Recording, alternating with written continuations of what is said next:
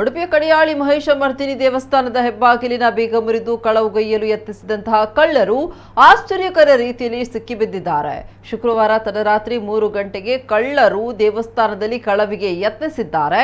ಕಳ್ಳರ ಕೃತ್ಯ ಗಮನಿಸಿದ ದೇವಸ್ಥಾನದ ಕಾವಲುಗಾರ ಬೊಬ್ಬಿಟ್ಟಾಗ ಕಳ್ಳರು ಕಾವಲುಗಾರನಿಗೆ ಚಾಕು ತೋರಿಸಿ ಜೀವ ಬೆದರಿಕೆಯೊಡ್ಡಿ ಪಲಾಯನಗೈದಿದ್ದಾರೆ. ತಕ್ಷಣ ಕಾವಲುಗಾರ ಸ್ಥಳೀಯ ಭಕ್ತರಿಗೆ ತಿಳಿಸಿದ್ದು ತಕ್ಷಣ ದೇವಸ್ಥಾನದ ವಠಾರದಲ್ಲಿ ಸ್ಥಳೀಯರು ಒಟ್ಟಾಗಿದ್ದಾರೆ.